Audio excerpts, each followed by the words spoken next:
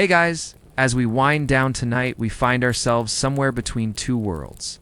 Not quite desert, not quite civilization. The wind tastes like salt and regret. The sky stretches too wide and the ground crunches under your sandals like sun-baked bones. A caravan is just a line of shadows now. Behind it, the sand reshapes itself, erasing every sign you were ever here. You are a camel tender, and tonight, you're sleeping beside beasts that smell like wet carpets and sound like bad decisions.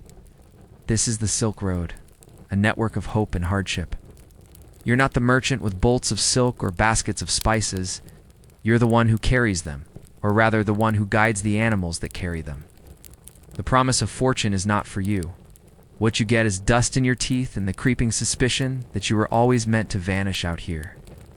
So before you settle in, feel free to give the video a like and hit subscribe if you truly enjoying the journey. You can also leave a comment. Let me know where you're listening from and what time it is there. It's always a small wonder. To see people tuning in from so many corners of the world, now, dim the lights. Maybe turn on a fan for that gentle hum in the background, and together, let's ease into tonight's story, the Silk Road. You've heard the name? It conjures images of shimmering fabrics, incense smoke, golden coins changing hands beneath desert stars. But none of those belong to you. They belong to someone richer, someone higher up the camel. You, on the other hand, belong to the desert. You are a camel tender, a glorified beast sitter on one of the most famous trading routes in history. And no, it's not glamorous. You don't wear silk. You smell like old leather and camel spit. You don't dine on spices. You chew old barley that tastes like it lost a bet. You certainly don't sleep in tents lined with velvet. You sleep where the camels spit less, if you're lucky. People imagine the Silk Road as a line of treasure. In reality, it's more like a long, dry joke. One with too few punchlines and far too many blisters. The sand gets into everything. Your shoes, your food, your soul. The wind is either too hot or too cold, often in the same hour. And the animals, your livelihood, have more personality than respect. Each camel is a walking opinion, and none of them like you. Still, you walk. Day after day, one plodding footstep after another, the sun forgets to set, the nights forget to warm. There's no glory, only grit. You don't guard treasure. You are the moving furniture of the Silk Road. Necessary, ignored, and perpetually tired. But sometimes you pass places where the wind changes, where stones remember stories, where someone painted prayers on a cave wall and hoped they'd matter. You drink from wells so old they dream in forgotten dialects. You brush shoulders with lords in silk and beggars in ash, and you see what few others do, the bones behind the legend. So, tonight, let's trace the blistered footprints of those who carried history without ever getting written into it. Let's begin where the sand begins, with the camel and the fool who follows it. You wake up to the sound of chewing, not yours, not a person's. It's the deep, wet, rhythmic grind of a camel chewing something it found on the ground 3 hours ago, and possibly again just now. The smell tells you it's not food. You open your eyes. Bad idea. Sand. It crunches between your eyelids like nature's way of saying good morning with a fistful of gravel. You are lying on a blanket that smells like every mistake you've made since your first caravan job. It is stiff from yesterday's sweat, the day before's spilled barley, and the mysterious dampness that all desert cloth eventually accumulates. Around you, camels rise like judgmental furniture, slow, groaning, and with knees that sound like creaky doors to cursed cellars. Then comes the kick. Maybe it's your fault for sleeping too close. Maybe the camel just hates you on principle. Either way, it's where your leg connects with your ribs, like a very confused drum solo. Grunt, curse, roll away, and immediately regret it. More sand. Now it's in your mouth, ears, and a place you didn't think sand could reach. Welcome to morning. You try to stand. Your knees disagree. Your spine reminds you that you are not young, nor was your sleeping arrangement ergonomic. Eventually, you hobble upright like a scarecrow on vacation. The air is cold, not brisk, not fresh. It's the kind of cold that carries the memory of heat and the promise of nothing. Your breath fogs. briefly, then disappears like your patience. Breakfast, if the gods are kind. A crust of yesterday's bread, hard enough to file teeth and dry enough to summon thirst. Water is rationed. Not by you, but by someone wealthier and better dressed who owns the water skins. You get 1 gulp. 2, if the camels haven't drunk yet. 3, if you're dreaming. You try to harness your first camel, it glares at you with 1 large wet eye. There's judgment in that eye, and possibly a mild threat. You reach for the bridle. The camel swings its head like a tired noble rejecting an inferior wine. You try again. It swings harder. You mutter something that could be a prayer or an insult. Eventually you succeed, mostly because the camel gets bored. As you work, the wind picks up. It always does. A soft breeze becomes a slap, then a punch. Then 1,000 tiny pebbles launched at your face by an invisible toddler with a grudge. Your head wrap does its best. Keeps the worst of it out of your nose, but funnels the rest down your collar, into your tunic, and somehow between your toes. And yet, this is normal. This is the job. You walk, you lead, you get kicked. The animals spit, the sand eats your dignity, and every morning starts the same. With groaning joints, reluctant camels, and the stubborn hope that maybe today will suck slightly less than yesterday. It won't. There is a special kind of arrogance that comes with owning a stick, especially when that stick is curved just right to guide a beast 10 times your size. You raise it, tap it gently on the side of the lead camel, and imagine foolishly that this will inspire obedience. Instead, the camel turns its head, chews, and spits something that lands far too close to your sandal for comfort. A warning shot. You've been demoted. Again. The caravan begins to stir, slowly, like an aging centipede waking up with joint pain. The merchants yell. The junior tenders trip over their own ropes. A boy loses a sandal and tries to pretend he didn't. You are responsible for the front column, which means you're responsible for setting the pace. Which means the camels will do the exact opposite of what you want. You pull on the lead. The camel resists. You pull again. It resists with more conviction. You try to coax, bribe, insult. Nothing. Finally it walks, but sideways, into another camel. That one grunts, kicks. Oh. And suddenly you in the middle of a minor diplomatic incident between 2 animals that Dan T believe in forgiveness. You separate them. Barely. The stick helps. It always helps, except when it doesn't. You mutter apologies to the other tenders. One of them shrugs and spits. Another laughs. The third offers you a date. Not the romantic kind, just the fruit. It tastes like despair in last week's heat. You continue. The road, if you can call it that, is soft with sand, just firm enough to mock your every step. Your feet sink with each pace, and the camel's hooves slide in slow motion defiance. Every so often, one of them stops and stares into the distance, as if considering poetry. You shout, then sneezes wetly in your direction. The cargo isn't light. Bales of wool, ceramics, bundles of indigo, iron tools, the occasional chest of luxury wrapped in promises and dust. You wonder who buys these things? Who pays for silk that traveled 1,000 miles on the back of a beast that hates everything? Probably someone who never met a camel. Mid-morning heat arrives like an uninvited guest with boundary issues. Presses on your back, creeps down your neck, and settles in your boots. The camels don't care. They walk in deliberate rhythm. Not fast, not slow. Just fast enough to make you regret every heavy thing you ever carried. You try to speed up, they slow down. You pause to breathe, they sit. Sitting, for a camel, is not a passive act. You try to rouse one with a shake. It stays down. You prod its side, lets out a sound like a dying accordion, and burps into the wind. You've lost this round. Eventually it stands. Eventually they all do, but not because of you. You're just the human with the stick tolerated at best. You thought you were in charge? You're not. You're logistics support with a sunburn and unrealistic expectations. There's a water skin tied to the side of your saddle.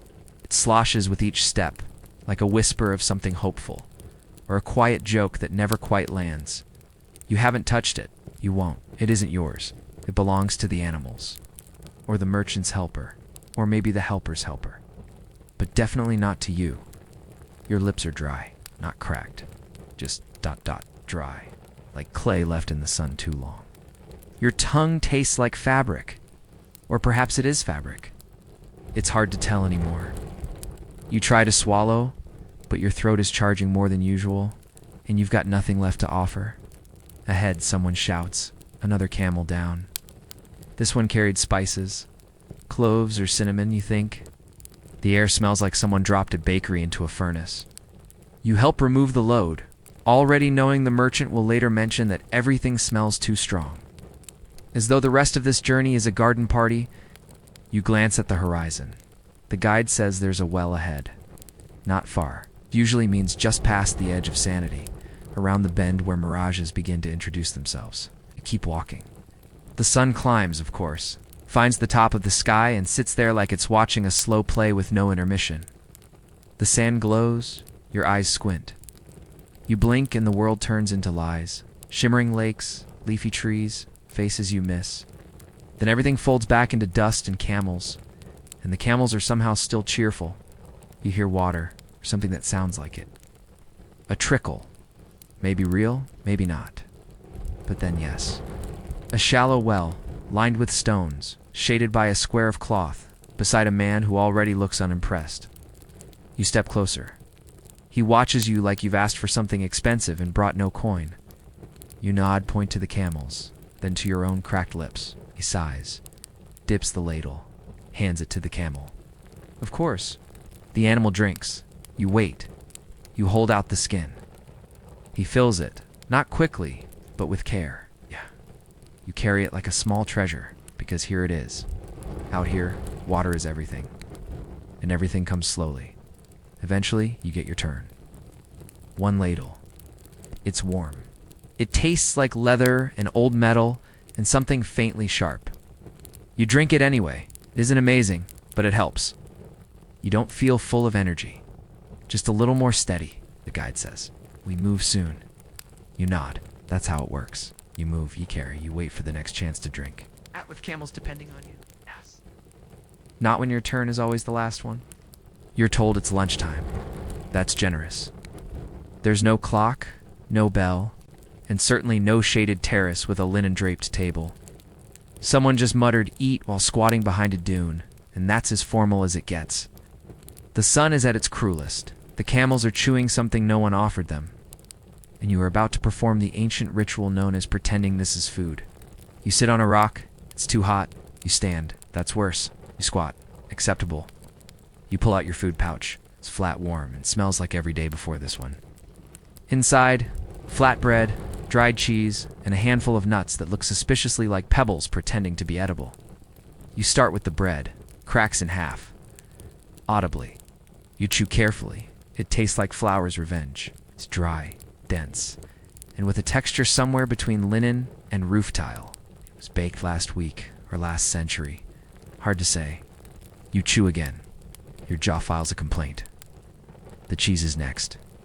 It's hard. Very hard. You bite into it and briefly consider whether this is actually cheese or a cleverly disguised fossil. It tastes like salt, dust, and something dairy-adjacent. You don't complain. You just chew slower and try to look like this is normal, because it is. This is the lunch of champions, specifically champions of endurance and lowered expectations. The nuts. One cracks your molar. You chew the rest on the other side of your mouth, pretending not to wince. You swallow, and it feels like trying to push a coin through a keyhole. You drink a little water, not much. Can't waste it. Your throat thanks you by not closing completely. Someone offers you a dried fig. You think they like you. Or maybe they're just trying to trade it for a better rock to sit on. Either way, it's the best thing you've tasted in weeks. Sweet, chewy, and only mildly coated in dust. It's gone in 2 bites.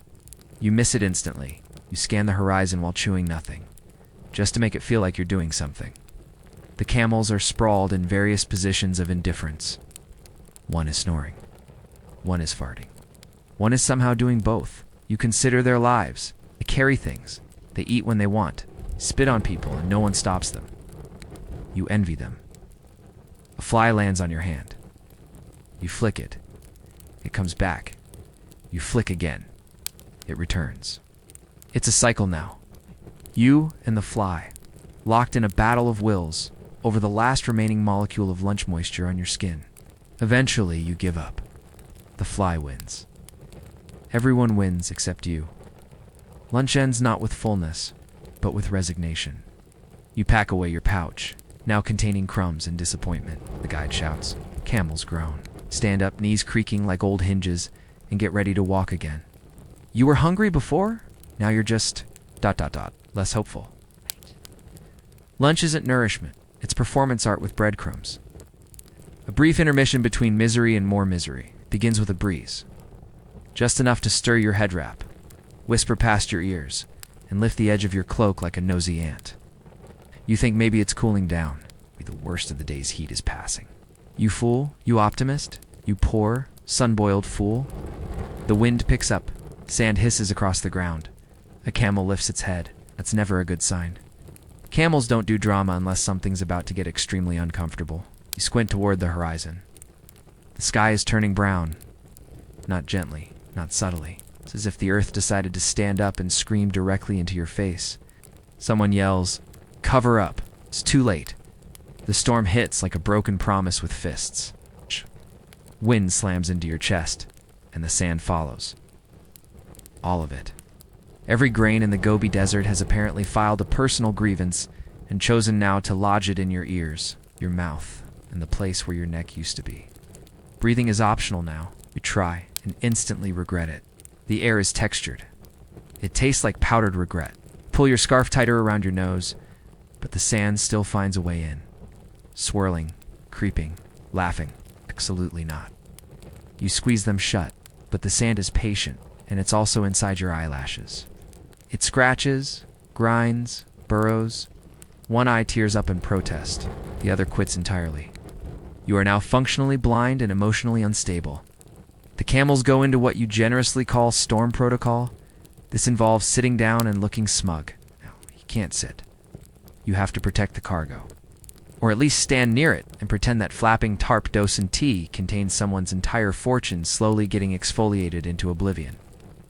You try to secure a rope. The rope disagrees. It whips, twists, and catches your wrist, like it's auditioning for a role in an escape artist act. You win the fight barely, and immediately lose the next one against your own turban. It just started unraveling like a bad idea in high wind. There's no shelter. There's no tent. The nearest rock is already occupied by a camel who has claimed it as emotional support furniture. You crouch beside a crate. It smells like cloves and panic. The sand hits harder. Each gust is a slap. Each minute is an hour. You are exfoliated down to your thoughts. Eventually, after either 10 minutes or 10 years, the storm passes. Just stops. No apology, no warning. The sky clears like nothing happened. The sun comes back, cheerful and cruel. You stand up, now filled with sand and spite. Your clothes are stiff with grit. Your eyebrows have texture. Boots have become miniature terrariums. Shake your head. Sand falls like confetti at the worst party ever thrown. We spit at crunches. Someone claps you on the shoulder and says, "Wasn't too bad today." You stare. You try to speak. Sand falls out of your mouth like punctuation. You begin walking again, because that's the rule. Storm or no storm, the caravan moves. And you move too. Now 30% sand by volume. You have not slept. You have not eaten well. You have been kicked, spit on, buried in sand, and emotionally dismantled by camels. And now, the merchant wants to talk. He arrives on his padded saddle like royalty, trapped in a traveling disappointment. His robe is still mostly clean, his mustache groomed into something that suggests he's never touched a shovel in his life. He pulls alongside you and says, "You know, the lead camel is favoring its left side. Are you doing something wrong?" You smile. It's not a real smile. It's the kind that says, "I am holding back every god I've ever cursed under my breath." The merchant continues. "Also, the spices smell stronger than they should.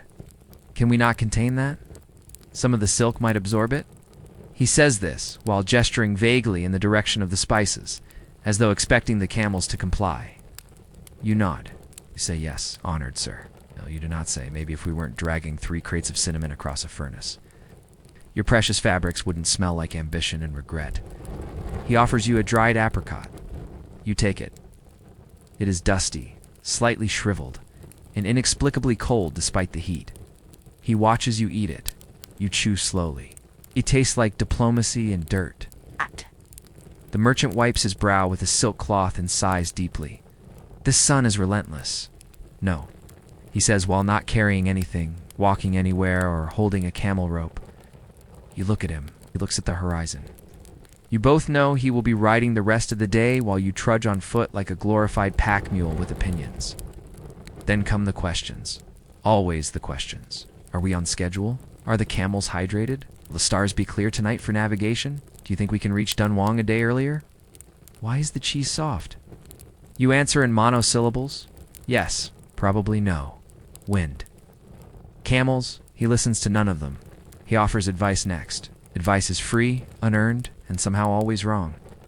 You must walk with purpose, he says, wobbling in his saddle. The camels can sense indecision. One of the camels chooses that exact moment to defecate directly onto his dropped scarf. You smile. Not a real smile, but closer this time. He doesn't notice. Also, he says, the rope knot should be tighter. One of the bales shifted earlier. I saw it move. Slightly, I have an eye for detail. You want to tie him to a bale and see how he handles the desert? But instead, you say, of course, honored sir, and pretend not to notice that the camel he's riding has been slowly steering off course for half an hour. Eventually, he tires of speaking, or tires of not being heard. He leans back, adjusts his robe, and mutters something about figs. You nod again, like the wind, like patience, like someone who has too much sand in their soul to care anymore. You walk ahead. He stays behind. The rope tugs, the camel follows, and his voice fades into the heat like a mosquito wrapped in velvet. The complaints will return. Of course they will. There's always tomorrow, and always another thing that's your fault. Day in the desert is an oven. Night, a freezer with feelings. The sun dosened, tea so much set as it abandons you, drops behind a dune and takes all the warmth with it. Like a dinner guest who leaves and takes your chair. 1 minute you're sweating through your only shirt. The next, your teeth are politely knocking together like they're trying to introduce themselves. You set up camp. Camp is a generous word. It's not a tent. It's a blanket. And not a thick one. It's the kind of blanket that remembers warmth like a rumor from last year. You lay it out on ground that's both sharp and emotionally indifferent. Small rocks poke through. Big ones simply announce their presence by existing under your hip. The camels sit first, always, with sighs. Loud, judgmental, wet sighs. They collapse like royalty, legs folded under them, bodies steaming faintly from the day's effort. You envy them. They chew in silence, radiating satisfaction and mild contempt. One farts. Another responds with a groan. It's a dialogue you're not invited to join. Your job's not done. You check the ropes. Tie down what didn't fall off earlier. Untangle the merchant's silk from the spice bale he accidentally leaned on all day. The knots fight you, as if they too are tired of being in the desert. Your fingers are stiff, not from the cold, from the repetition. You've tied this rope 1,000 times, and somehow, it always ends up tighter when you don't need it to be, and loose when you do. Dinner, if you remembered to pack it. If not, it's a handful of camel feed shared in secret. It tastes like hay and disappointment. You chew slowly, staring at nothing in particular. The stars come out like glitter, someone spilled across black velvet. Beautiful, yes. Also meaningless, because you can't eat them, and they won't carry your cargo. You try to sleep. The ground is uneven, your ankle cramps. The cold sneaks in through every seam in your clothing. Your cloak is too short, your blanket is too thin, your breath fogs, you curl up tighter. Still not enough. You turn, find a new rock with your spine. Turn again, find another one with your kidney. Eventually, you settle into something that's not comfortable, but at least doesn't actively hurt. Crickets chirp. It might be nice, except they're louder than you remember, when sounds like it's auditioning for a solo. Another one might be chewing something near your head. You slap at the air. Miss. Slap again. Miss again. You give up. You're too tired to fight nature's orchestra. Somewhere in the night, a camel shifts. The jingle of its bell sounds like a lullaby sung by someone with no vocal training and questionable intentions. You finally start to drift, but just as your thoughts begin to dissolve, something moves under your blanket. Small, furry, warm. You don't check what it is. If it's a rat, it's a warm rat. If it's a lizard, you'll name it later. If it's your own foot, congratulations, you've lost all nerve sensation. Either way, you accept the company, you sleep, lightly uneasily, wrapped in cold, surrounded by sand, serenaded by crickets, and absolutely certain you'll wake up sore. You always do. You wake up and something is wrong. Takes a moment to identify the culprit, not your head. Though it feels like it's been stored under a camel, not your back. Though it seems to be filing paperwork for retirement. No, it's your feet. They've betrayed you. Your left foot is numb. Your right foot is angry.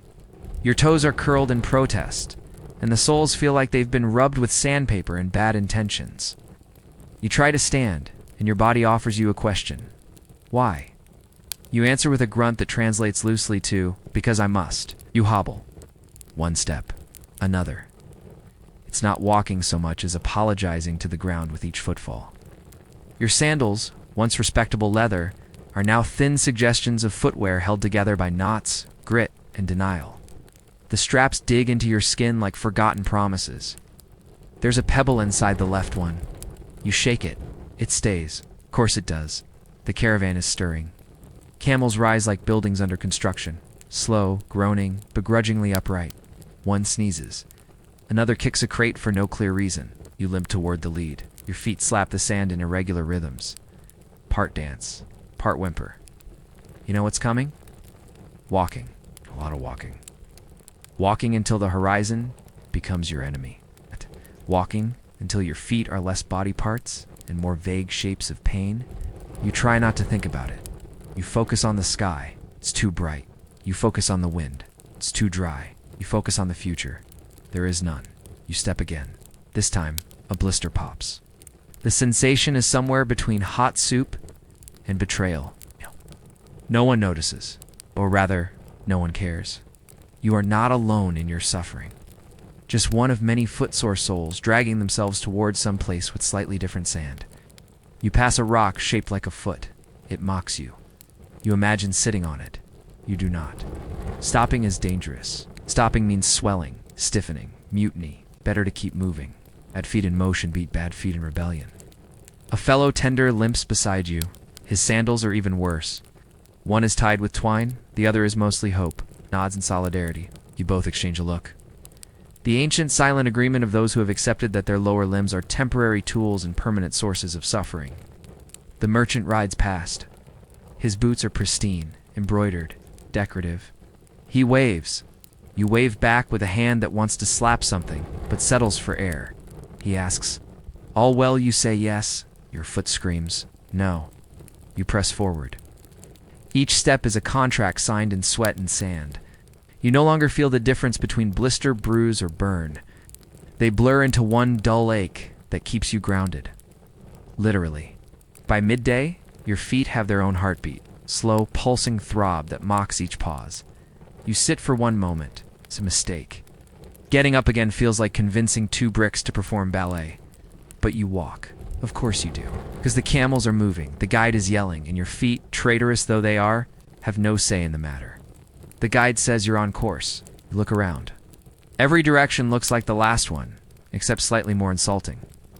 The dunes roll endlessly, reshaping themselves overnight like gossip. Unreliable, shifting, and somehow always behind you when you least expect it.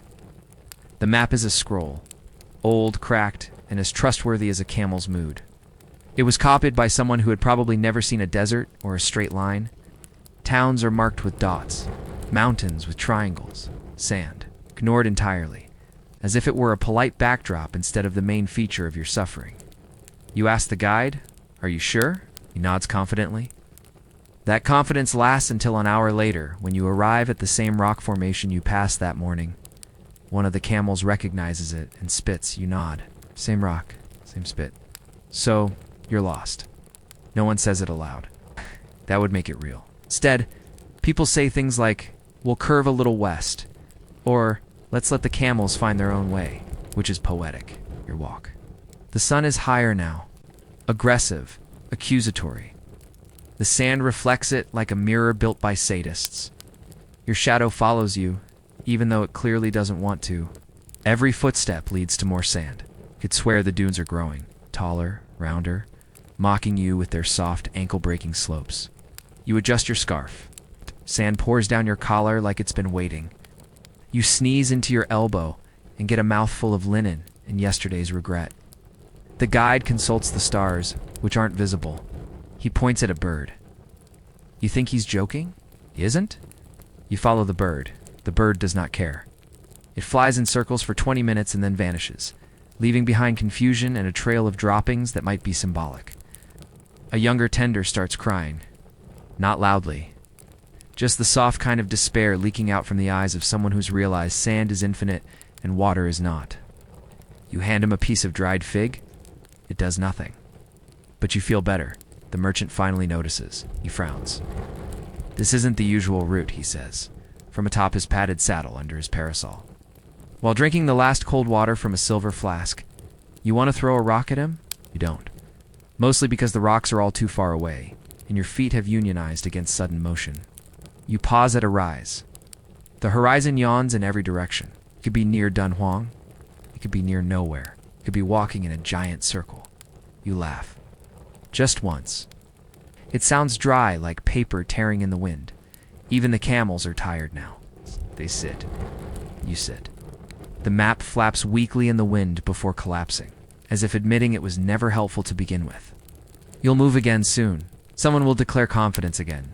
You'll follow, because that's the job. To keep walking, even when you've clearly been abandoned by geography and common sense. You see it at sunset. A smear on the horizon that might be buildings, or rocks, or hope wearing a disguise. You stare hard. It doesn't vanish. That's promising. The guide points and says, there, as if you haven't been dreaming of there for 3 days. The pace quickens.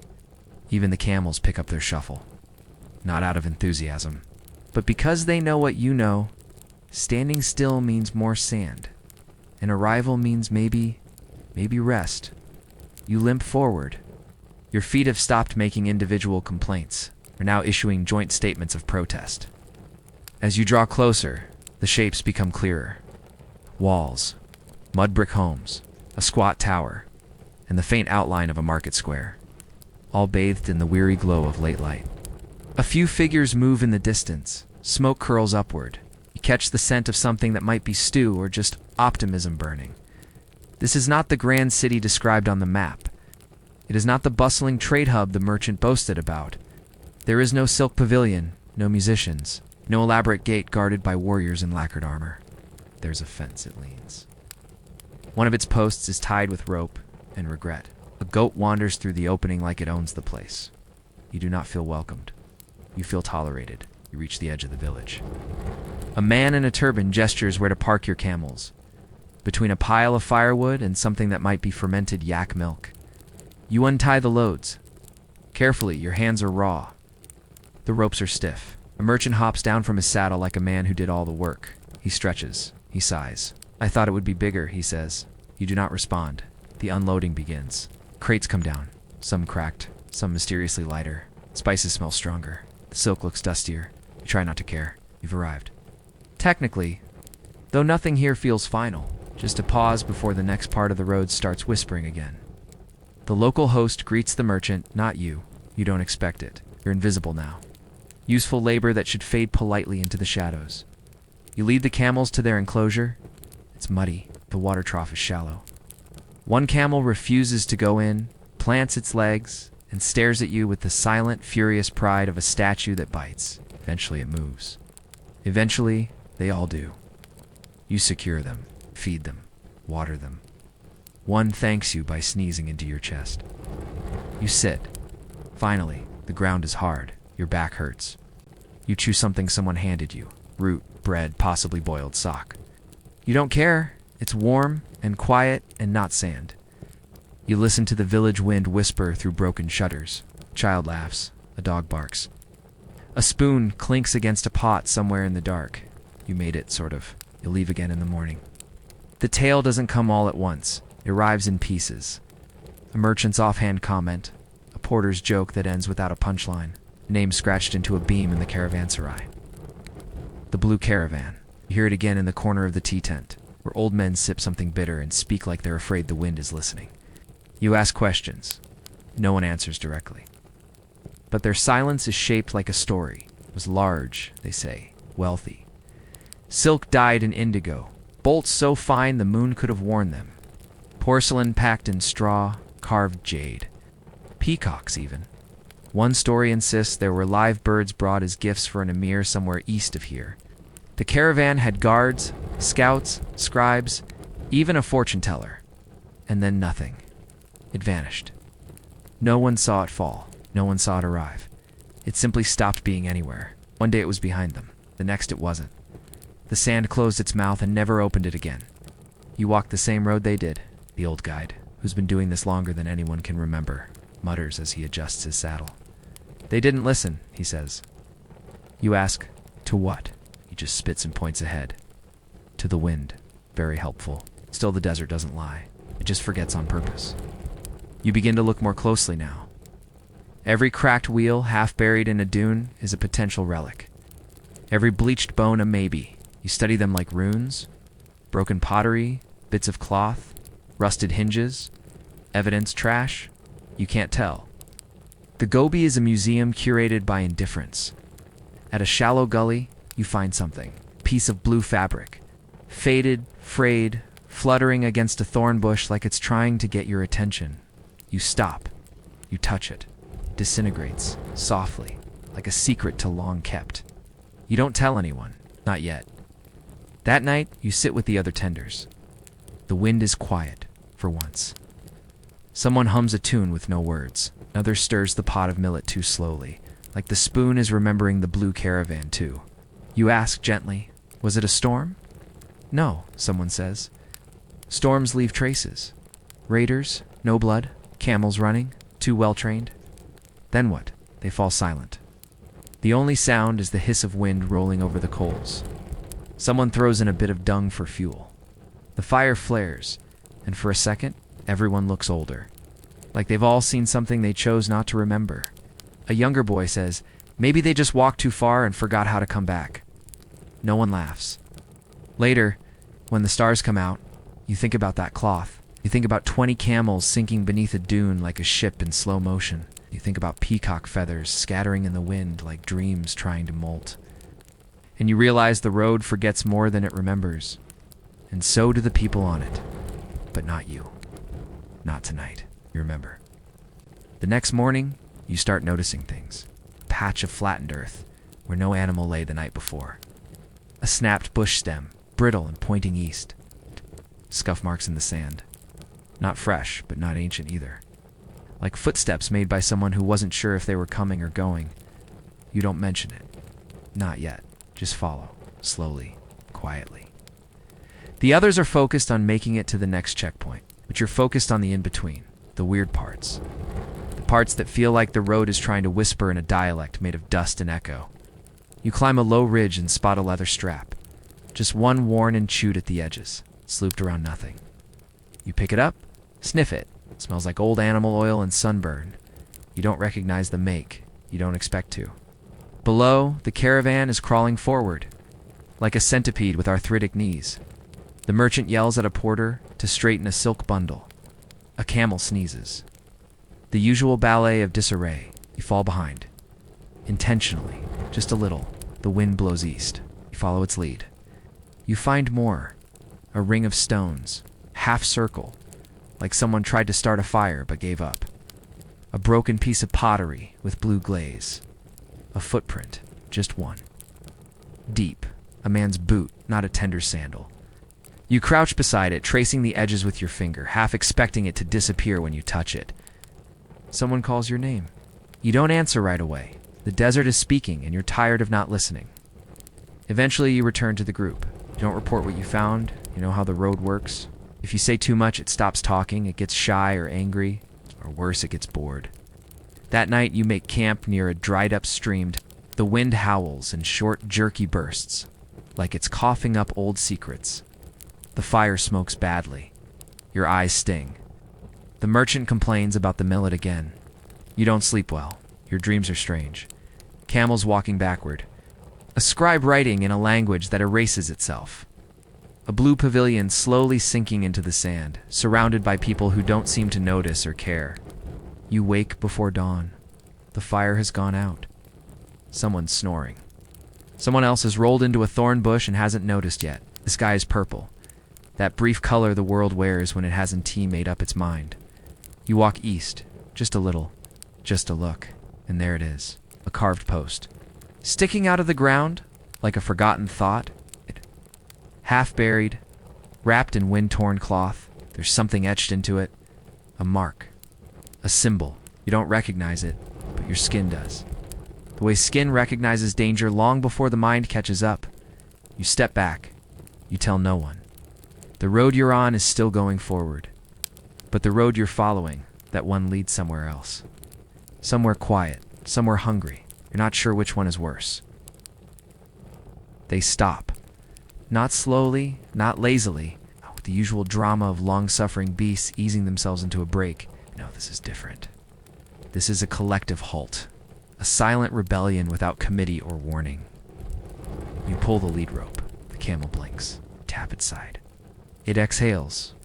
You take a step. Does not. Behind you, the others follow suit. 8 camels, 10, then the entire string. All of them standing, heavy and still, eyes focused on nothing, necks rigid, legs rooted like hairy statues.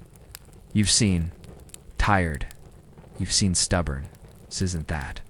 You circle one, a big one, with a chipped tooth and a personality like wet gravel. It doesn't look at you. It looks past you, into the dunes. Toward nothing or something. It's hard to tell with camels. They don't believe in explaining themselves. The merchant rides up, annoyed. Of course he is. Why are we stopping? He asks, as though asking will restart the caravan like a jammed wind-up toy. Fix it. You say nothing. You crouch. The sand is cooler here. There's no obvious obstacle. There's no thorn bush, no snake. Just wind-carved ridges and a stillness that doesn't feel accidental. Another tender tries to prod a camel forward. It shifts one hoof, then plants it harder. A grunt escapes its throat, low, soft, final. The kind of sound that says, "We're done here? Spooked?" Someone asks. By what? Another replies. Everyone goes quiet. The wind hushes like it's listening in. You've heard stories? Everyone has. Of places along the Silk Road where animals won't walk. Not because of terrain, not because of heat, but because something once happened there, or is still happening just under the surface. Something that animals remember and humans try very hard to forget. You glance at the ridge. You see nothing. You feel everything. The hair on your neck rises like it has something urgent to tell you. The guide squats and draws something in the sand with a stick, a circle. A few marks. Bad place, he mutters. No step. You don't ask him to explain. You don't want him to sew. You do what people always do in situations like this. You pretend it's normal. We'll rest here. Someone says, "Let the camels calm down." Someone else agrees. "We'll go in an hour." You won't. Everyone knows that. You sit. The sun shifts behind a cloud that wasn't there earlier. The light dims just a little. Temperature drops. No one talks above a whisper. Even the merchant lowers his voice, finally, as if scared. To wake something he doesn't believe in, the camels lie down slowly, deliberately, all facing the same direction.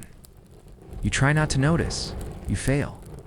You eat a piece of bread. It's dry. You don't chew it so much as resign yourself to its texture. Your jaw clicks. The crumb lands on your lap and doesn't move like the wind has forgotten this patch of earth exists. Later, you'll walk around the area in a wide arc. No one will tell you why. No one will need to, because the camels already did. You're sent to check the rear bundles. Crate came loose, or someone said it did. Maybe the merchant just wants to feel important by issuing orders again. Either way, it gets you moving. You circle the caravan's edge, boots pressing into sand that no longer pretends to be solid. It doesn't howl. It hisses, like it knows something you don't, and is barely containing its amusement. And then you see it. Ribbon blue, faded, tied to the stalk of a dying shrub, too dry to be growing, too stubborn to die quietly. The ribbon flutters. Just once, and then settles, as if caught mid-sigh. It's not bright anymore. The color is sun-paled and grief-soft. It's like something that used to be beautiful before too many days passed. You walk to it, slowly, like approaching a memory you didn't expect to find in the middle of nowhere.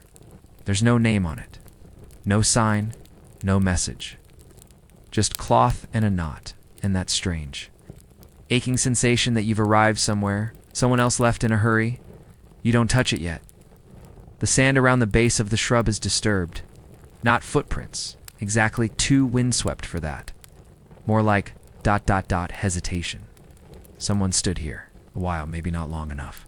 Be too long. You glance over your shoulder.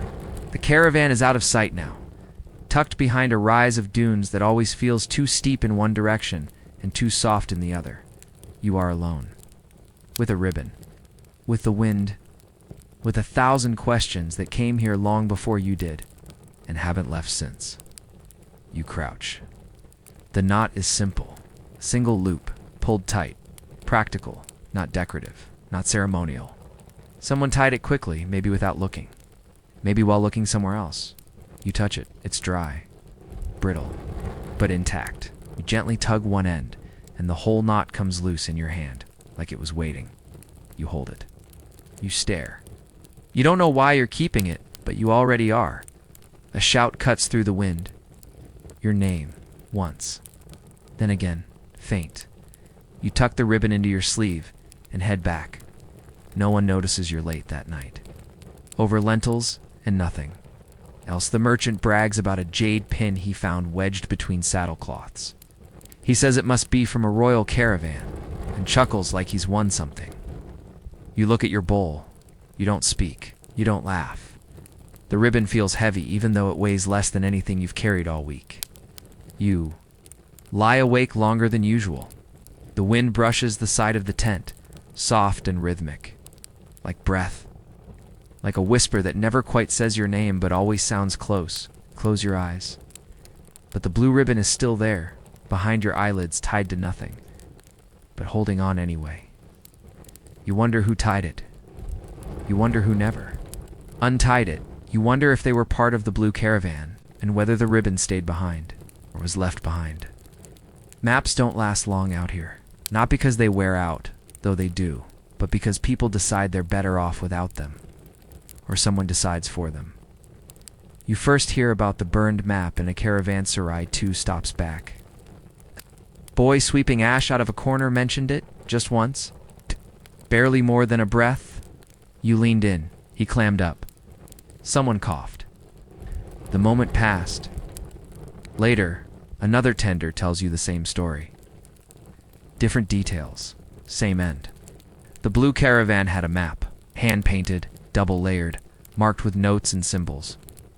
One of a kind. Carried in a lacquered case, protected like a sacred scroll, and then one day, it was gone. Not lost. Burned. You don't ask why. Not directly. The fragments drift to you anyway, like dust that refuses to stay swept. Some say it was a mistake. A lantern tipped over. Some say sabotage. Someone wanted them to lose their way. Others claim the map wasn't just a guide, but a warning and someone didn't like what it said. That's the version that stays with you. You start looking at your own route differently. What's not written? What the merchant skips when he brags about the fast track to Dunhuang? What the guide avoids explaining when he pulls out his own cracked leather scroll? Always quick to fold it up before you can study it too closely. One night, near a dry ridge, you ask about the burned map again. The guide stares at the fire for a long time before answering. Some things shouldn't be written down, he says, without turning his head. They last longer when they're forgotten. No reply. You poke at the fire. Sparks jump. The wind scatters them into the dark, and they vanish. Later, while gathering kindling, you find something wedged between 2 rocks. A shard of lacquered wood, curved, scorched along the edge. Painted faintly in blue and red. A corner piece. Maybe you don't bring it back to camp. You just hold it for a while. Then you leave it where it was. That night, your dreams are full of lines that lead nowhere, and places that rewrite themselves. The moment you look away, the merchant sleeps soundly. Of course he does. He dreams in coin. You lie awake longer than you want to, wondering why someone would destroy the one thing that could bring them home. Unless, of course, they didn't want to go back. Unless, of course, the place they were going was never meant to be found by accident. In the morning, the map the guide carries is just a little shorter than it was the day before. No one mentions it. No one says a word. You walk east again, because east is where the road leads, because following is easier than remembering. And because the only thing more dangerous than having a map is knowing exactly what it says. You wake in the middle of the night, unsure why. No sound woke you. No shout, no bell, no camel scream, just something. Shift in the wind. A thought brushing the edge of sleep like a feather dipped in cold. You sit up slowly. The camp is silent, save for a soft snore and the lazy clinking of a tether chain. The fire has gone out. The stars are watching, but they offer no commentary. You look out past the edge of the camp. That's when you see it. Something a shape. Maybe standing atop a nearby dune. Still. Too still. It's not moving, not swaying, not blinking, just there. You blink. It's still there. You squint, but the moonlight isn't interested in helping. It offers you silhouettes, not answers. You think probably a traveler, a late arrival, someone. Scouting the camp before approaching, yes, that would make sense, but it doesn't because they never move. And because you've been in this desert long enough to know what people do when they're cold, tired, and alone, they come toward the fire. They shout a greeting. They cough. They shift their weight. This figure does none of that. You glance. Around, everyone else is asleep. The guide's face is buried in a blanket.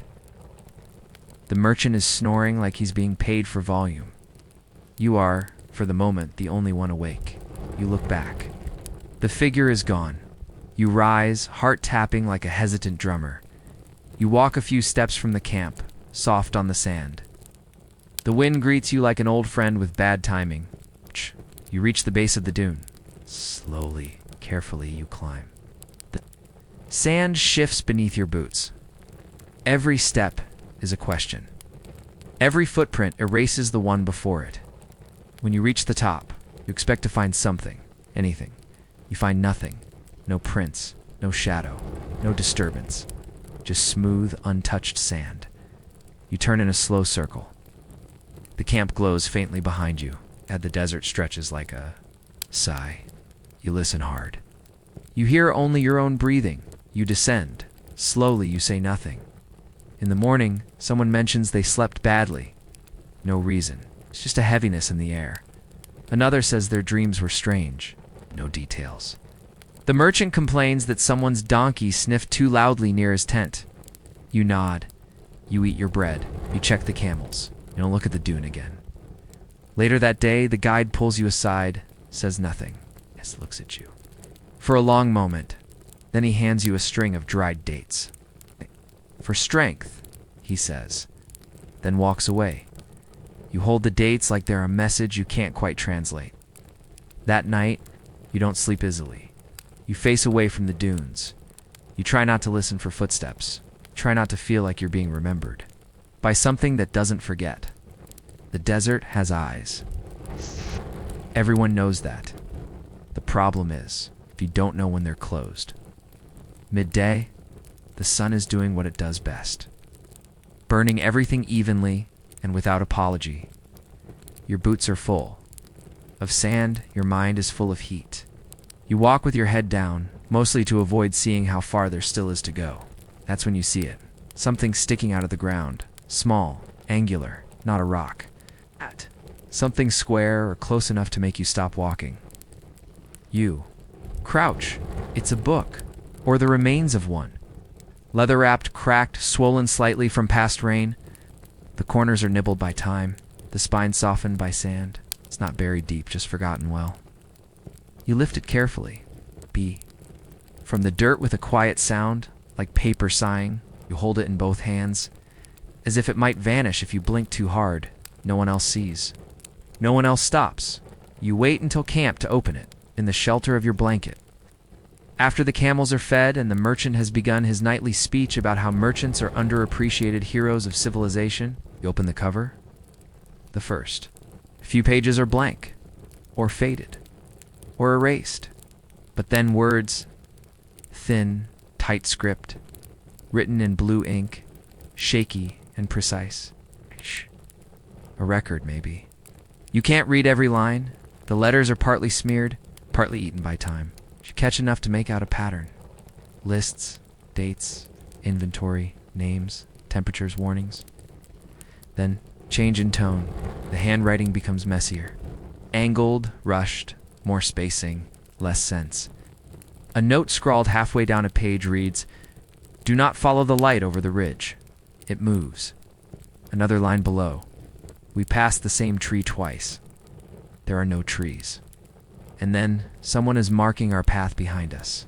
But it's none of us. You close the book. You don't sleep that night. The wind carries voices that sound almost familiar. The kind of sound that makes you think someone is calling for help until you realize they're saying your name in a way no person would. You hide the book in your bag in the morning, almost hand it to the guide. Almost, but something. And your stomach curls at the thought. You tell yourself it's just instinct.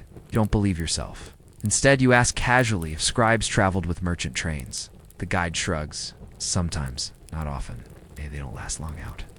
Here, you nod, like that's a normal sentence. Later, by a dry stream, you find a feather.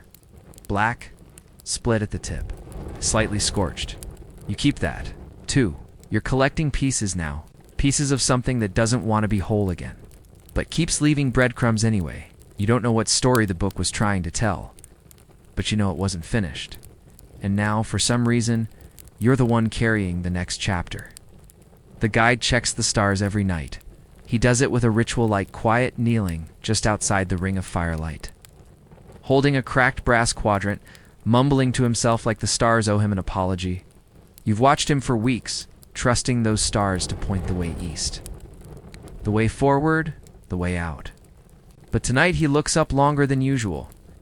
Then he doesn't look back down. You walk over, not to ask, just to look. There they are. The stars familiar, cold, distant. Except not entirely familiar. The shapes feel off, just slightly. You stare harder. One cluster you usually recognize seems rearranged, like someone has shuffled the furniture in your memory. The guide mutters something you don't catch. You ask him to repeat it. "They've turned," he says. That's all. You wait for more. There is no more in the morning. The road curves in, a way it didn't yesterday. Or maybe you've looped somehow. Or maybe the map is wrong again. Or maybe this is just what happens when the sky forgets where it's supposed to be. The ground is harder here, the sand thin. The rocks sharper, as if the desert has stopped trying to be subtle. The camels are quieter too. At midday, someone says they saw a landmark, a tree petrified in salt. You walk toward it. There is no tree. There's a large rock, shaped like nothing in particular. They swear it wasn't there yesterday that night. The stars are different again. You find yourself missing the ones you used to know. Orion, the bear, the archer. Old friends, familiar stories. Now, it's just dots. It's rearranged like someone tried to tell a joke and forgot the setup. You lie back in the sand, trying to trace something. Anything but the sky has stopped being hopeful. You think about the blue caravan. If they followed stars like these, they didn't just get lost. They were erased, led into a nowhere place, one step at a time, until they weren't a caravan anymore. Just a collection of people going in different directions under the same unfamiliar sky. You check the scribe's book again. A page you hadn't noticed before, faded, torn, tucked near the back. We are walking east. We must be walking east. The stars are wrong. You close it carefully. You don't read any more that night. Instead, you take out the piece of ribbon, smooth it once across your lap, and look up at the stars again. You try to memorize them. But they feel slippery, like names you almost remember from a dream. The guide says tomorrow you'll reach a marker. Something carved into stone. A boundary. A checkpoint. You nod. You don't believe it. You want to, but you don't. Because the trail only ends where someone decides it does. And sometimes the sky forgets how to point the way. The guide points. At it just after sunrise. There, he says, like it's always been there. You stare. It hasn't. It's a large slab of stone, half buried at the base of a dune. Flat on one side, carved. The carvings are shallow, worn, smoothed over by time and sand. You approach slowly. No one else does. You ask, "Did we pass this before?" "No," the guide answers. Too quickly. The merchant saunters up eventually, peers down at the slab. "Looks expensive," he says. It immediately loses interest when it doesn't contain gold or coin slots. You crouch in front of the stone. There are symbols etched. Into it, not letters you recognize. Curved, looping, almost like vines or snakes drawn by someone trying to tell a story with no beginning. You reach out, run your fingers over the surface. It's cool to the touch despite the heat. Should be strange. It is one spiral curves into another, then breaks off. Beneath it, a set of 3 lines, stacked. Then what might be a sun, or a wheel, or an eye? You don't know. You just know you've seen something like it before. In the scribe's book, A. Sketch. Barely a fragment. Torn at the edges. You check your pack later after no one's watching. You flip through carefully, find the page, and yes, it's there. The same spiral. It's the same broken shape. Just once, scribbled in the corner like a doodle made out of boredom or fear. You look back at the stone. The wind kicks up a soft cloud of dust. As the dune behind the stone groans a little. Or maybe that's your imagination. You step back, just slightly. The air smells different here. Less dry. Like rain from far away. One of the porters walks by, sees you staring. Says those show up sometimes. You turn, "What do you mean?" He shrugs. "They're there. They're not. No one touches them. Bad idea." No. Then he keeps walking. You glance. Around, no one else is paying attention. The guide is adjusting a strap. The merchant is arguing with the cook about the lentils again. Camels are pretending not to watch you. You sit for a moment, just watching. The stone doesn't glow. Doesn't speak. Doesn't shift. But it feels like it wants to. You run your hand over the carvings one more time and whisper not a word, not a prayer, just a sound. Sort of placeholder for all the questions you don't want answers to yet. The wind answers with silence. That night, when the stars rearrange themselves again, you don't bother charting them. You sit with the book open in your lap, the ribbon folded neatly inside, and the memory of the stone still pressed into your palm like a stamp. You didn't know you were receiving. You wonder if the blue caravan saw the same symbol. You wonder if they kept walking. You wonder if that's why they vanished. And you wonder if you're already walking the part of the trail where names stop being remembered and start being carved. There's no wall, no gate, no sign that says here. It is. You don't arrive at a town on the Silk Road. You just stop walking and realize that other people already have. It begins with a tent, then a man sharpening a knife on a stool, then a child throwing pebbles at a goat with unsettling accuracy. Before you realize it, you're in the middle of a place that isn't a village. This isn't a market, isn't quite a camp, but is all three, layered together like worn blankets stitched with whatever was nearby. You pause. The camels pause. The merchant doesn't. He dismounts with the energy of someone about to make mediocre deals. You unload cargo while your brain catches up. A woman offers you a handful of dates. You take one. It tastes like sugar and sand. She asks no questions. No one does. You could be anyone. They could be ghosts, but it doesn't matter. You walk through the alleys, if you can call them that. Winding paths, made of nothing in particular. Boxes stacked on rugs. Jars half buried in the ground. Smoke rising from a fire pit that smells like onions and old boots. You see people? Not many, not few. Just the right number to make you feel like this place is lived in, but not visited. A man with one eye and too many bracelets nods at you. A boy with ink-stained fingers scribbles something onto a leather scrap. A girl braids string into her own hair with patient determination. No one seems surprised you're here. That in itself is surprising. You ask someone what this place is called? They pause. What it's called? You nod. He shrugs. It's called Where We Are. Useful. You wander more? There are shops, if that's the word. Cloth laid out on stones, knives wrapped in paper, herbs tied in twine. Everything for sale, but no one asking you to buy. A trade town that forgot to include traders. You pass a tent. Blue, not bright, not silk. Just canvas, dyed once and faded. Twice, but blue nonetheless. You stop. Inside, nothing. Just cushions. A teapot, an empty bowl. The scent lingers. Faint spice. Maybe cardamom. Maybe something older. You don't go in. You stand there long enough for someone behind you to say, "They're not here now." You turn, an old man. You nod. He nods. You move on. Eventually, you find the edge again. It's the part where the town frays into sand. You look back. It's still there. Tents, people, quiet life under quiet sky.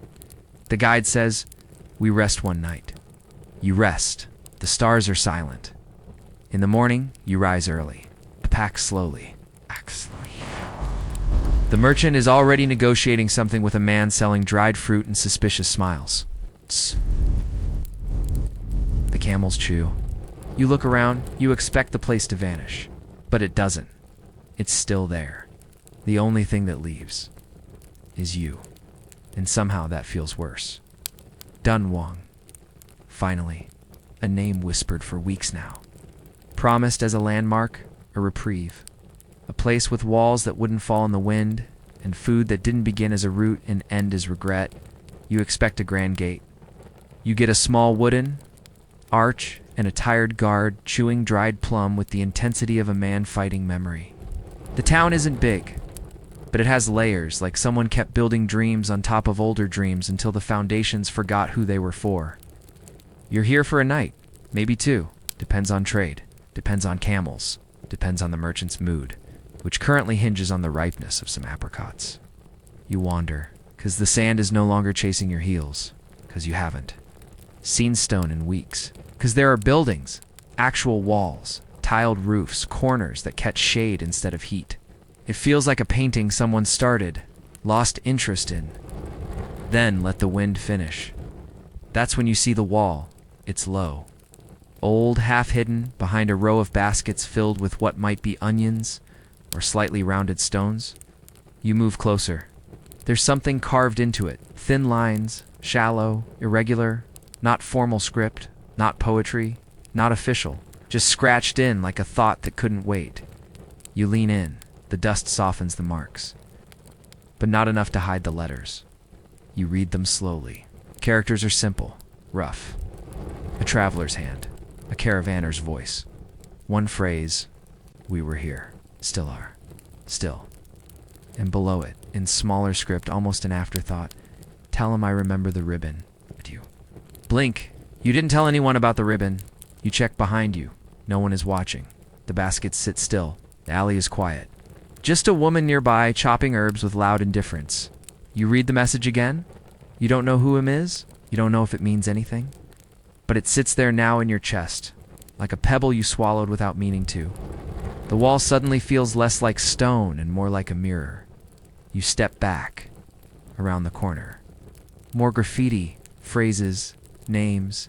A sentence that says, "Water is west, but so is forgetting." Another says, "He never came out of the cave." You're not sure who he was. You're not sure if he was supposed to. You run your hand along the surface. The carvings are old, or maybe just tired. They feel like they've been waiting. Not for readers. For returners, a boy passes by and glances at you. They say the wall remembers, he says. You ask, who wrote all this? He shrugs. People who left or thought they would. Then he disappears down a side path, humming. That night, you lie on your back in a real room with a roof, staring at cracked beams that used to be trees. The ribbon is still in your bag. Oh, so is the book. So is the feather. You haven't added to the wall. Not yet. But you know you will. Because the road forgets. But walls, try not to. You go back to the wall the next day. You tell yourself you're just passing by. Just walking the lanes. Just admiring the baskets of strange root vegetables that look suspiciously like washed bones. But you aren't. You're going back to the place where someone left a message not meant for you, found you anyway. The morning sun hits the wall differently now. The scratches look deeper. older, more certain. You find more phrases tucked between larger inscriptions, like whispers scrawled between shouts. One says, "Forgive me, brother. I took the water." Another, "I lied about the map. I'm sorry. I was scared." Keep reading. Some messages are hopeful. The stars change. We don't. Others feel like warnings. Don't sleep near the caves. He still hears breathing. One long passage stretches across the bricks in awkward lines. We lost track of time. Then we lost track of days. Then we lost track of us. You pause at that one. It's not clear who he is. But it might be everyone. A girl walks by. With a basket of eggs, she stops beside you and squints at the wall. "You reading the prayers?" she asks. You nod. She shrugs. Most of them didn't work. Then she moves on. You wonder if they were meant to. You start to see that not all of this is divine appeal. Some of it is desperation. Some of it is confession. Some of it is just something to do when the wind is too strong to sleep and the night feels it's bigger than your existence. Scratched prayers. Not to gods, but to whoever might read them. To the wall itself. To memory. You see carvings layered over older ones. Names crossed out. Lines interrupted mid-thought, like the person carving was pulled away or changed their mind.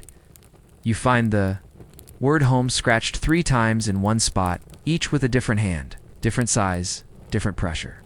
One says, "Tell my mother I tried," and below it, in different ink, "She already knows." You sit for a while, just letting the words breathe around you. A breeze passes. It smells like dust and almonds. A vendor nearby is roasting something sweet, but it doesn't reach the wall. The wall smells like time, regret, and the trace minerals of memory too stubborn to fade. You think about writing something yourself. You reach for your bag. Your hand brushes the ribbon, the book, the feather. Not yet, you decide, because once you carve something, it stays. Even if no one reads it, especially if no one does, you leave a small stone on the ground instead. Just beside a line that says, "If someone reads this, you're not alone." You don't know if it's true, but you leave the stone anyway. You didn't plan to return today. You told yourself this morning that there was nothing left to find. The wall had given you what it could, but here you are. Again, the alley smells like warm dust and boiled tea. A stray chicken eyes you with the suspicion of someone who's seen too many travelers lose track of their time. You step past it. The wall greets you with silence. You run your hand along the lower edge. You've done this before. We'll do it again. Today you bring a piece of charcoal, just a nub, broken off from someone's cooking fire. Intend to use it, you just want to hold it. But holding turns into turning. Turning becomes tracing. And tracing turns into writing. You press it to the stone. I followed the ribbon. It's just that. No name, no date, nothing else. You stare at. It's there now. Part of the wall. It can't be unwritten. Not even if 1,000 winds pass over it. Not even if someone scratches over it. It's there. You step back. There are new marks nearby. Small ones. A series of lines. Maybe a symbol. Maybe someone's attempt at art. Or language. Or warning. You can't tell. The wall is crowded with half meanings and full silences. You crouch beside a different section. Someone else wrote, "I said it was east. It wasn't." Next to that, "We buried him with the spices." And another nearly rubbed away. "I wanted to go home, but home kept moving." You sit for a while. The sun moves. The shadows stretch. No one bothers you. A child walks by, humming a song with no tune. A dog scratches at the corner of a basket, chasing something imaginary or metaphorical. You can't tell anymore. The town feels too small to hold this much forgetting. You realize something. It's there by the wall. You don't need to carve anything to be remembered. The wall takes in more than scratches.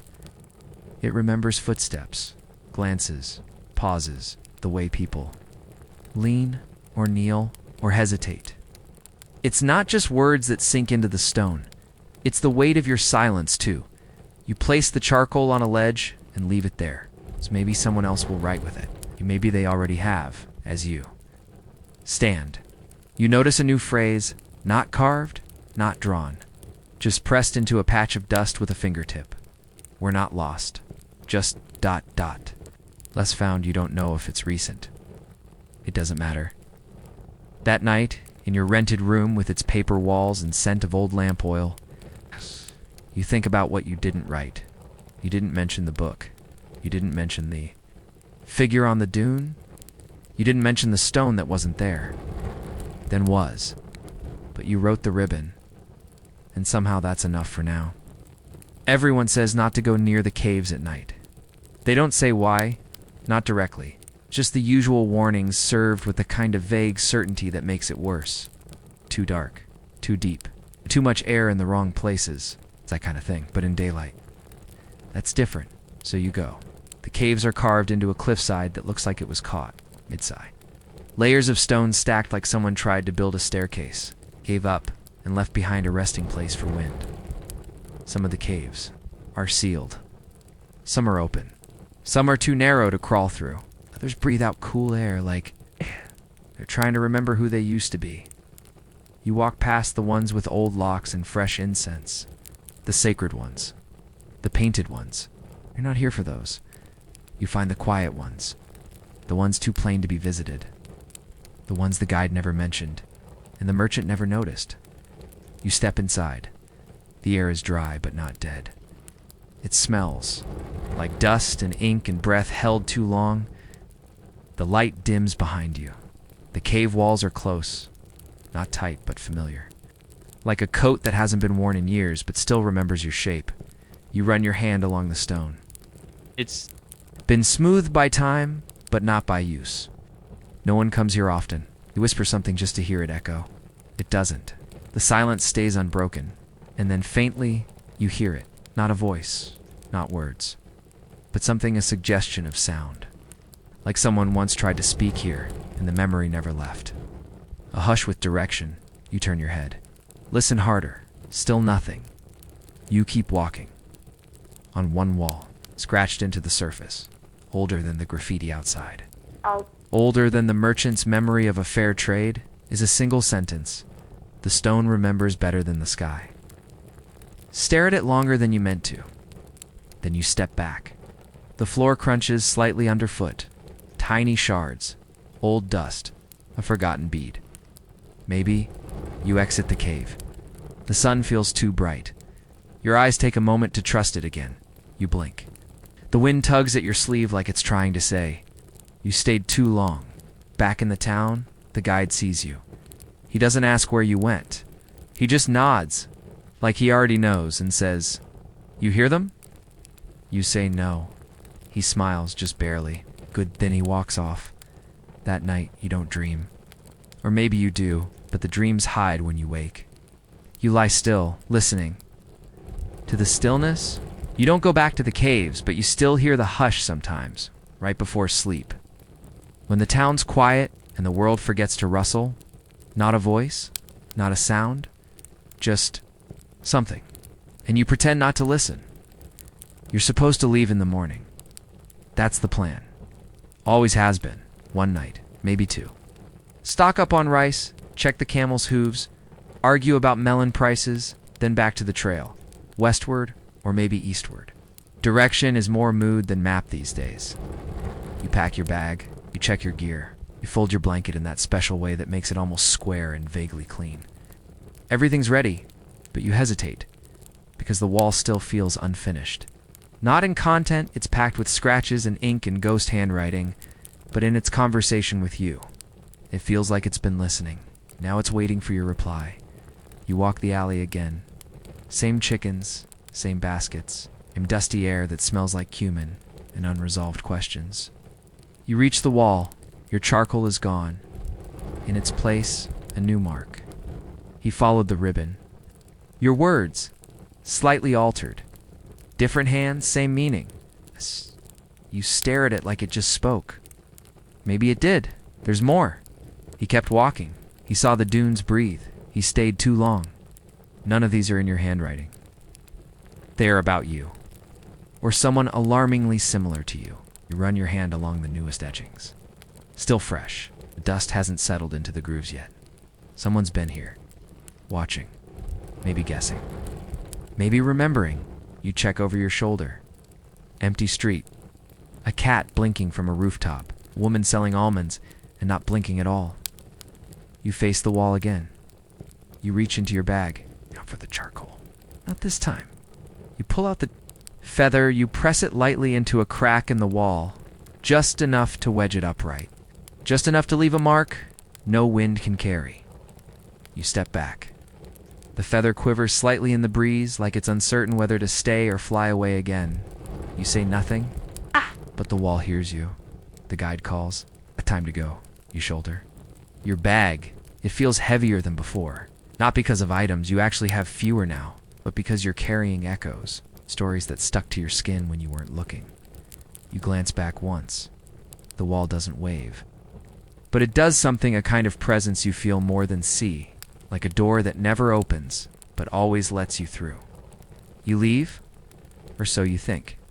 Because at night, weeks later, under stars that still refuse to align, you'll feel that feather still standing, still whispering, still pressed between cracks in the stone, and you'll know. You didn't leave. It's nothing behind. You left just enough for the wall to remember you. It takes 4 days to reach the Oasis.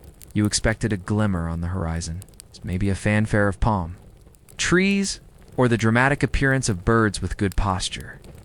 You get none of that. The road just stops pretending to be dry, and suddenly there's water. Real water. With shade and people, and the faint, suspicious smell of jasmine trying too hard. You smell like camel sweat and philosophical despair. The guards at the outer gate, where robes dyed in colors your wardrobe wouldn't dream of, blues. Like sky imagined by poets, reds that probably required crushed insects and prayer. They don't speak at first. Just look at you. Then they open the gate, which somehow feels worse. Inside. Everything is calm in that unnatural way. Quiet fountains, tiled walkways, courtyards full of slow-moving people with excellent posture and exactly 0 camel hair. On their tunics, someone is playing a stringed instrument you can't name, but it sounds like laughter underwater. You're not here for politics. You're not even here by choice.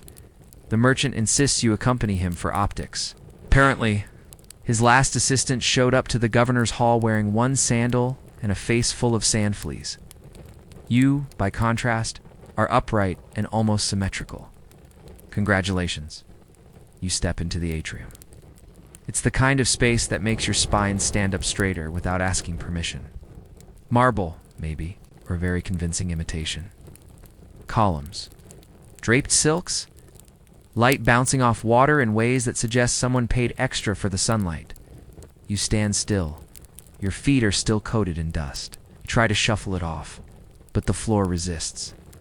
This is not a floor that welcomes travel stains. This is a floor that hosts polite sandals and softly voiced opinions. A servant appears, offers you a cloth and a dish of what might be rose water. You nod. You dip your hands. You dry them on your sleeves, because instinct wins over etiquette. The servant does not blink, but their silence is loud. Then the governor enters. Not an A.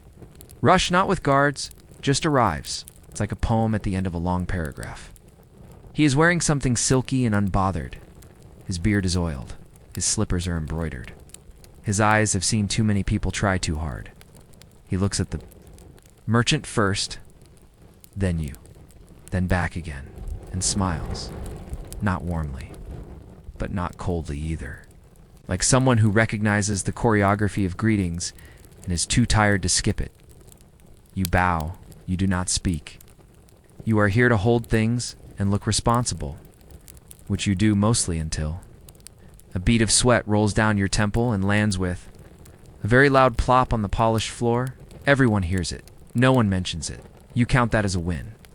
You're offered a seat, not a chair, not a bench, a cushion, wide, embroidered with gold thread and absolutely designed to ruin your posture in the most luxurious way possible. You hesitate. The last time you sat down in the desert, it was on a rock shaped like a question. This, by comparison, is a velvet trap. You lower yourself, slowly, too slowly.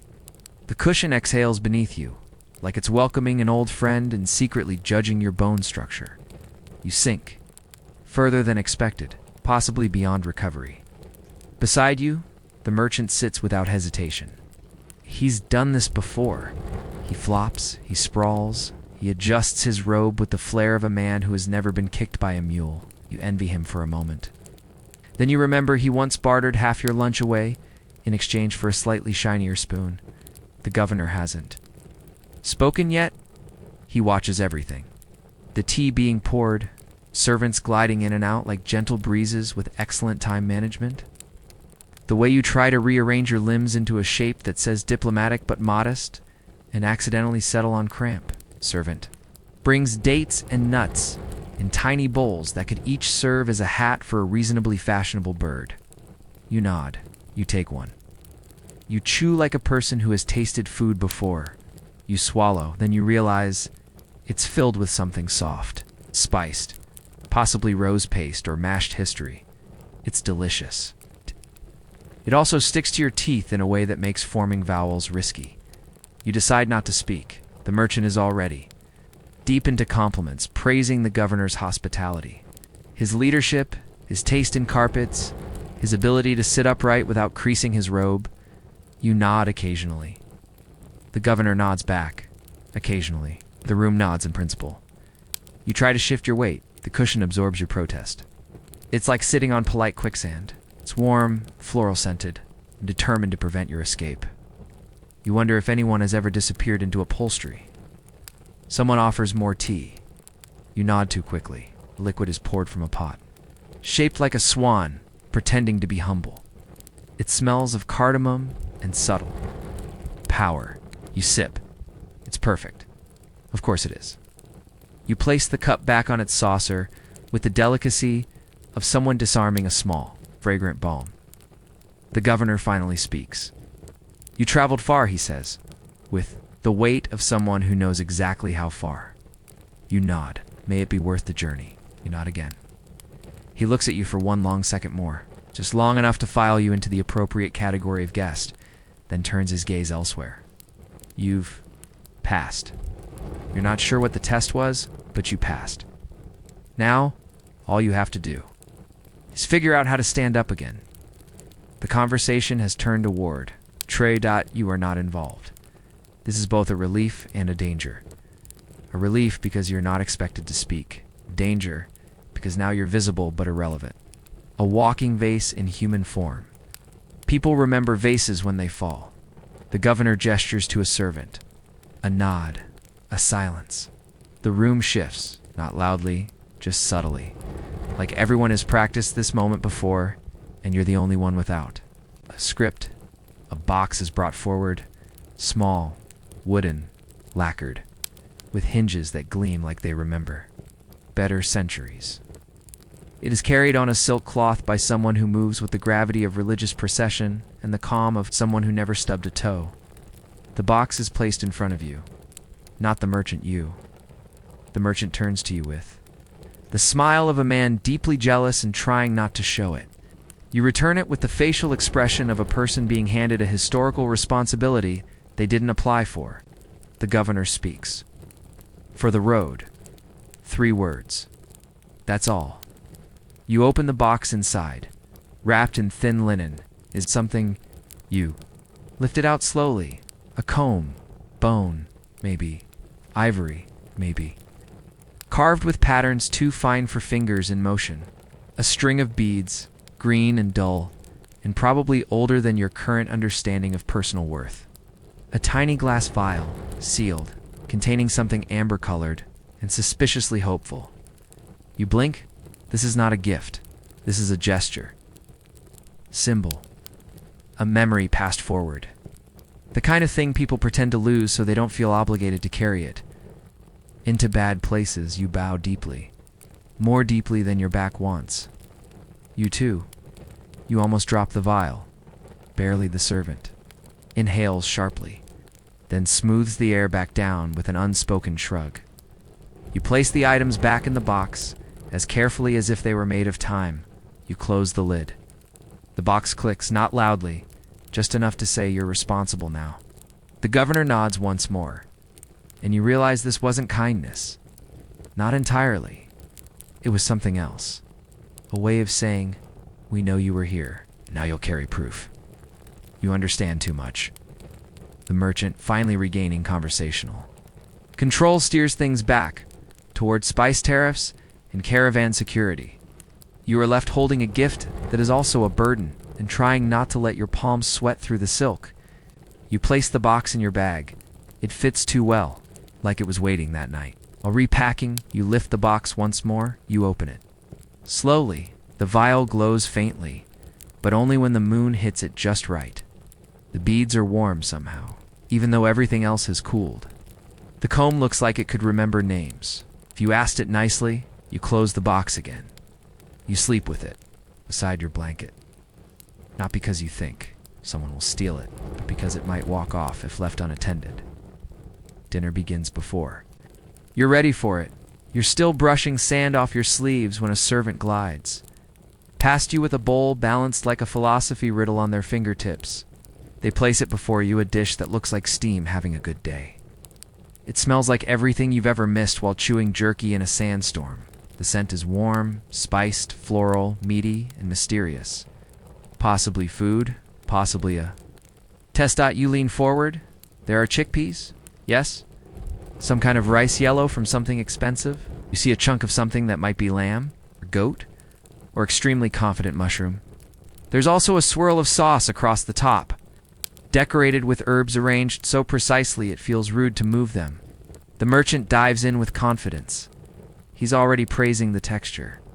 The governor smiles faintly and gestures for everyone else to begin, which is how you learn this was the signal.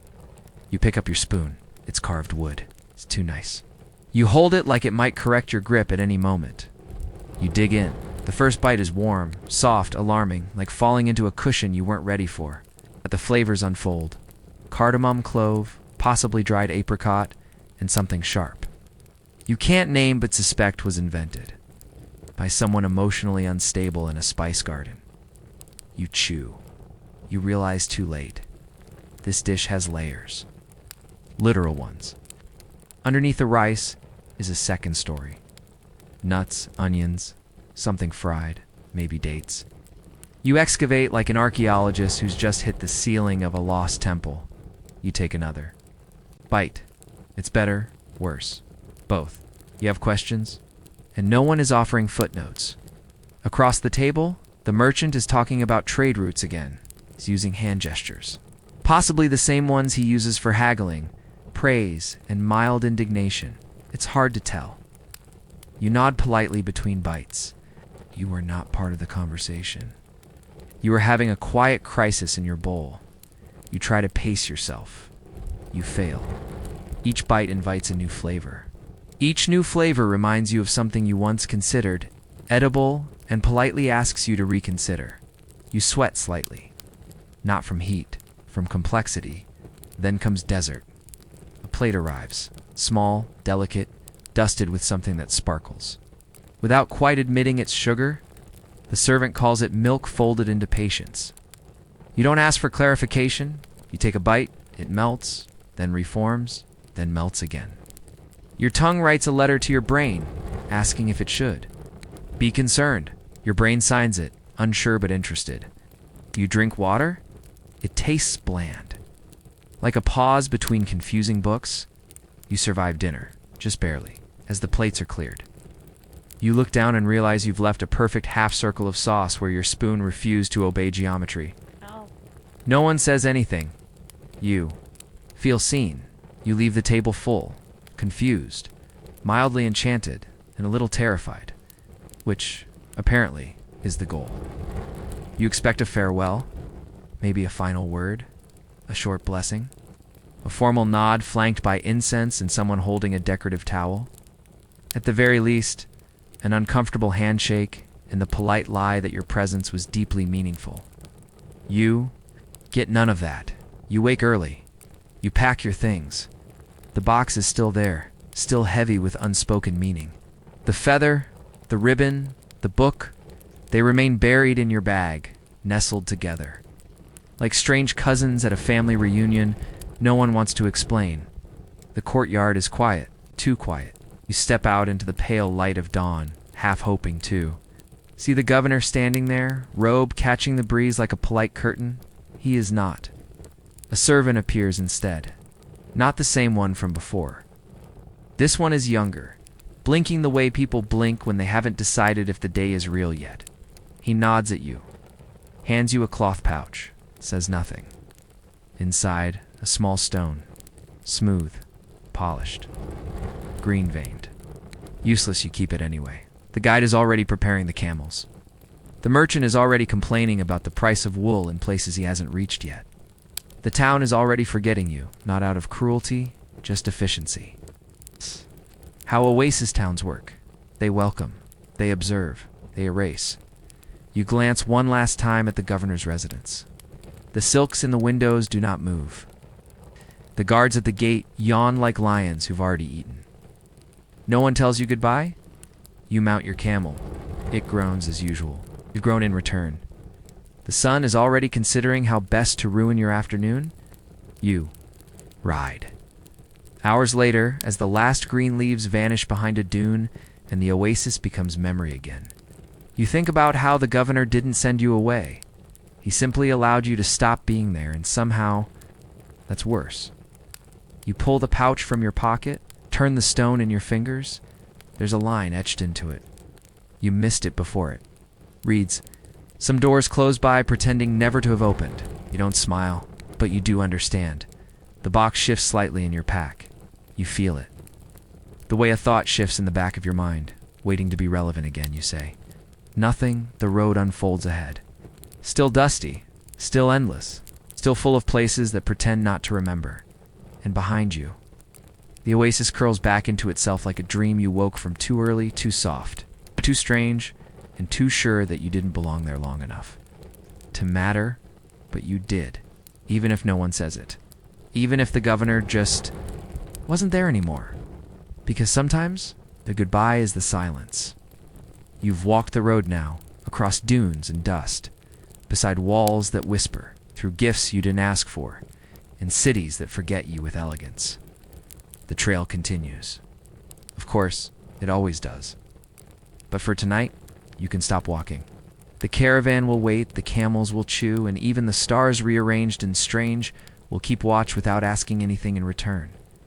Thank you for staying until the end of this long, quiet journey. If you'd like to travel further, there's always another path, another story, another silence that remembers you. And now as you lie there, you know the loop will wait once more for you.